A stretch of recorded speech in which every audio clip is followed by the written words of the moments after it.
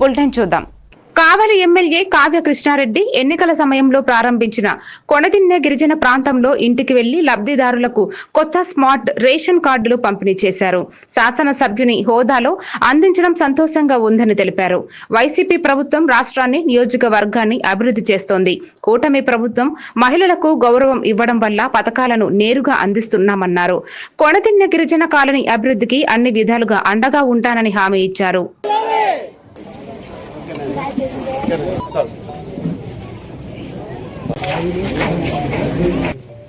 ఈ ప్రభుత్వం మంచి ప్రభుత్వం అనే దానికి దాదాపు మనం 4 నెలలనే ఎన్నో కార్యక్రమాలు నిర్వహించుకుంటున్నాం.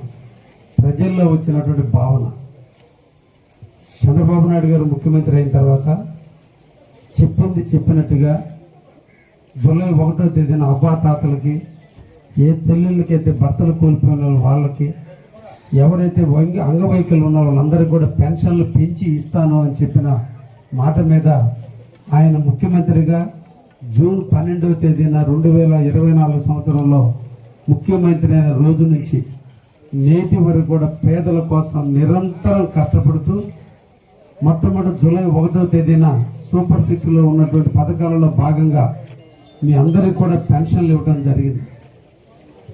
ఏ పెన్షన్ రావాలన్నా, ఏ కాలనీ కావాలన్నా, ఏ రేషన్ సరుకులు కావాలన్నా, మన బిడ్డలకి తల్లికి వందనం రావాలన్నా, రైతాంగానికి అన్నదాత సుఖీభావ రావాలన్నా అన్నీ కూడా రేషన్ కార్డుతో ముడిపడి ఉంది మన జీవితాలు. ఈ కార్డు మన జీవితానికి ఒక వెలుగునిచ్చేటువంటి కార్డుగా ఉండాలి.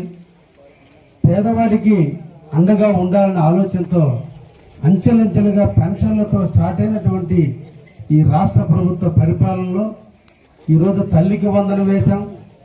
ఎంతమంది అయితే బిడ్డలు ఉన్నారో ఆ బిడ్డలను చదివించుకోవడానికి, ఆ తల్లికి అండగా ఉండేదానికి భర్తల అకౌంట్లో వేస్తే భర్తలు ఇతరితర అవసరాలకి వాడుతారేమో, తల్లి అయితే బిడ్డల భవిష్యత్తు కోసం జాగ్రత్తగా పొదుపు చేసుకుని ఆ బిడ్డల్ని జాగ్రత్తగా కంటికి రెప్పలాగా కాపాడుకుంటూ వాళ్ళను కూడా ఉన్నతమైన చదువులు చదివించి వాళ్ళ పడ్డ కష్టాలు వాళ్ళ బిడ్డలు పడకుండా వాళ్ళకు ప్రయోజకులు చేసుకుంటుందన్నటువంటి ఆలోచనతో ఈ తల్లులందరినీ కూడా భావి భారత పౌరులు తీర్చిదిద్దే తల్లులు కాబట్టి, బిడ్డలకి నిజమైన జీవాన్ని పోసేటువంటి తల్లులు కాబట్టి వాళ్ళందరికీ